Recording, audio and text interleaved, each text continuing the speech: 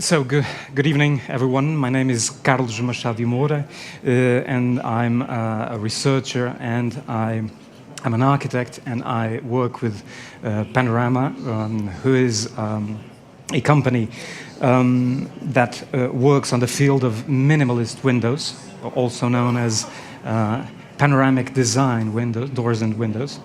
And actually, I'm not here to bring you what we do, but actually a rather different and challenging presentation, I hope, about a vision for what can be a window for today.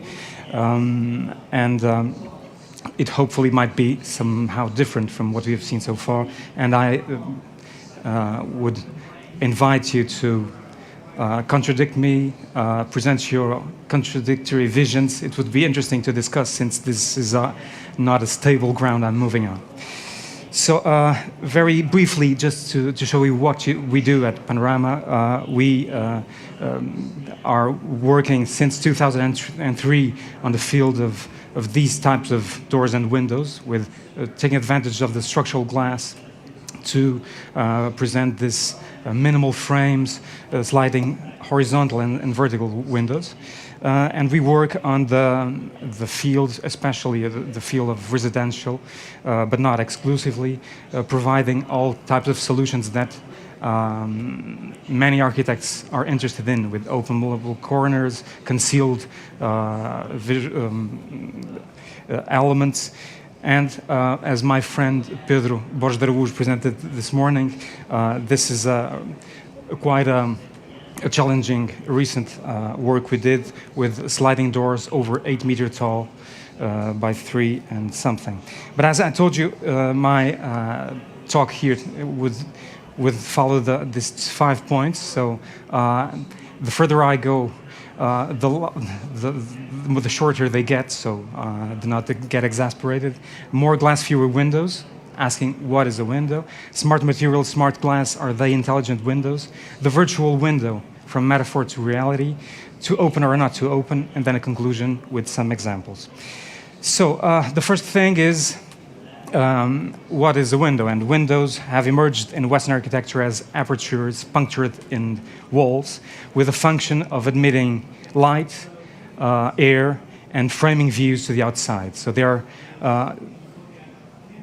at least initially, spatial mediators of the relation between interior and exterior, like glass doors, with the difference that doors allow movement between inside and outside. If you look at these examples, you see how traditionally windows have been accompanied by filters that regulate light, ventilation, and privacy, control atmospherical conditions with a variety of elements. Look at the especially interesting Canarian windows, which offer a huge flexibility and to the user, allowing to control shading, security, or even express different cultural and social specificities around the world. Well, the most important aspect of this multiplicity of layers and devices is that they are ultimately designed to provide flexibility and versatility to the user, not the opposite, not to impose a single, immutable element. So they offer privacy, sun control, ventilation in low-tech yet effective ways that were engineered throughout decades or centuries. This, by the way, is an example by Gaudí, with shutters that, with blinds that could function in different ways. But somehow glass prevailed, and glass won this battle with these examples over the other filtering devices, despite being the least performant of them all. And the 20th century technological improvements in terms of glass and frame allowed glass paints to grow, and designers and architects have envisioned new possibilities, and this ultimately rendered difficult to identify where the door or where the window is in a fully glazed facade. I would just like to show you that, for instance, this example of an openable sliding corner that it's a big trend today is an example for the 40s, or this sliding by wind from Le Corbusier has almost 100 years old. However, we today use glass, it's totally different glass, and this is the major shift. But the architectural trend, the will to create is somehow very rooted in history. So while historically one tends to identify windows as the transparent parts of a given facade, today we can ask what is a window, and the only answer I have is that we consider the openable parts of an otherwise fully glazed facade. And so therefore the window as a whole progressively fade away, and firstly undifferentiating windows and glass doors, and culminating in the curtained glass wall, which simultaneously expands the window to the entire facade or dissolves it into that skin. And this doesn't mean that the complexity and the variety of elements that architects have had been able to explore has disappeared, and it has been put to good use throughout the years. But it means that, on the other hand, mechanical ventilation systems have increasingly been used, absorbing the function of air supply and doing what glass alone could not. And so closed glass facades became prominently, especially in corporate buildings, with windows that do not open. They indubitably provide uninterrupted views to the outside, but prevent any physical contact with it. And furthermore, the industrialization of glass frames imposed relatively standard requirements that somehow sacrificed all the differences and local specificities that we saw before. Yet we have new ways of glass, new technology, recent breakthroughs that make this unrestricted architectural use of glass more performant, dynamic, and progressively accommodating in a very efficient way what previously was relegated to other filtering devices. So besides lamination for intrusion prevention, high selectivity coatings for solar control, heated glass, the incorporation of active functionalities render the glass and windows vital elements of the concept of the so-called Internet of Things.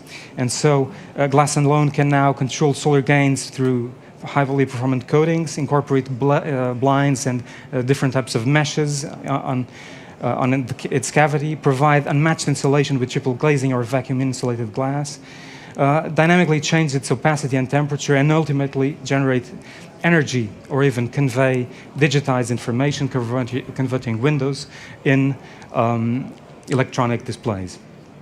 So I'm not going to read all this, but we all know that this is part of what we call smart materials that are triggered by light, temperature, pressure, electrical stimulus, or the chemical environment, and generally grouped into property changing, energy exchanging, and matter exchanging.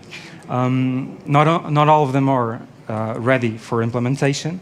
But here we have tried to summarize some that we believe are interesting for the field of glass and windows. Yet, one cannot help but note that a vast majority of all these available dynamic solutions are still, or so we think, far from being truly mature in terms of in an architectural viewpoint. And for instance, switchable glass or photovoltaic semi-transparent glass, they will indubitably have an important role in the future, helping us to consistently reduce our energy dependence. Yet, we think, we might disagree here, that the majority of available options are intermediate solutions, meaning that they impose to renounce some features, total opacity for electrochromic glass, or full transparency for photovoltaic glazing. So therefore, we think that the current state of the art seems unsatisfactory because its visual noise renders the payoff not evident unless we see it from an exclusively economic point of view, where the client is not the person that actually is using that solution. Yet we have all the reasons to be optimistic, because if by now, efficiency in fully transparent photovoltaic glazing is around 4 or 5%, and to achieve 19% efficiency, we have to go down as to 30% of visual transmittance. Yet studies suggest that we will be full capable of having 80% visible transmittent glass with minimal tinting, with 20% yields, which would hopefully make us think that we can, in the future, have windows that are fully automated in an autonomous way without the need of other sources of energy.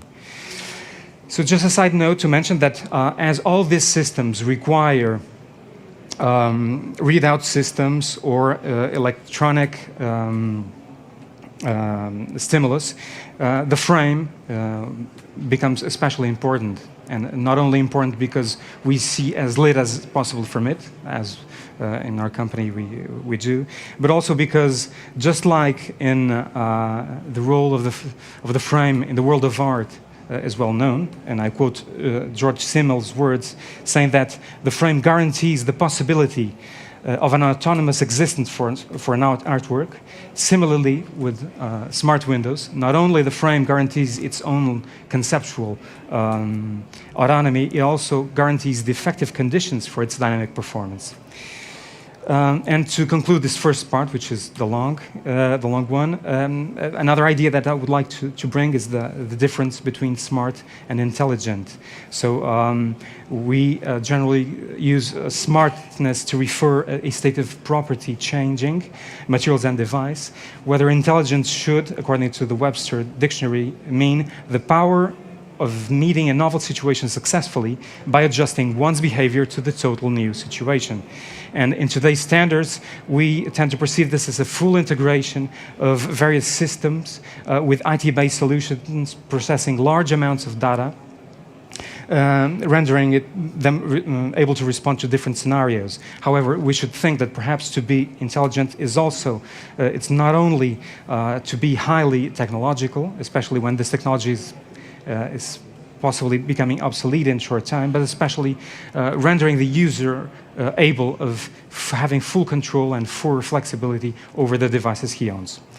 So rapidly going through the virtual window from metaphor to reality, I bring this here because it's a recurrent image of the emerging concept of window of the future. And we can borrow a series of examples from science fictions. For instance, we have here slow glass, which is a glass that would somehow captures memories by slowing the passage of light through it, and so functioning like a window to the past. And this features in the 1966 science fiction short story Lights of Other Days, but also the floating window-like screen of Cameron Menzies' 1936 film Things to Come, where we see in a future that's a windowless future in 2054, the boss explaining to his grand-granddaughter what windows once looked like through this in the 20th century. And especially in automotive design, if we look at Walt Disney's 1958 cartoon, Magic Highway USA, it depicts the future with windshields equipped with radars, and 6 years later, our cars all have rear-mounted cameras to replace mirrors, and the first night vision systems provide an enhanced view that show us what we all alone cannot see. And indeed, the further we go, digital surfaces mimic reality with such a quality that screens are being used to simulate real windows, like in this windowless airplane. And apart from its ability for flying faster, consuming less fuel, one can find difficult reasons, human reasons to opt for this solution. And the same applies, we believe, to buildings, as apart from window shops and a few other cases, why should we replace real windows with their virtual analog? This does not mean that it's not interesting to integrate solutions like transparent OLED displays with touchscreen ability that might constitute valuable devices to render intuitive control over Windows features through touch, because highly technological solutions should indeed help us operate with our devices in a familiar and inclusive way, and not the other way around, not to separate us from the immediate surrounding environment, and especially to give all our data to data collection institutions interested for commercial or legal reasons. Then the fourth point, to open or not to open, and the things a window could or should do. Well, the complete elimination of operable elements has been pursued in many buildings, especially in corporate buildings, since the most economic solution proved to be the choice for inoperable facades, offering no individual choice and control, with the function of air supply assumed exclusively through air conditioning. It's no novelty here. This environmental irresponsible actuation is responsible for a significant part of our greenhouse emissions. But besides this dumbed-down option, there are a series of circumstances that lead us to separate functions and make that glass provides visual connection, but no other, a separation of all the other senses from the exterior. And there are alternative air intakes like hatches and mullions, well, the examples you see here, but still in all of them, the physical spatial connection between interior and exterior is abandoned.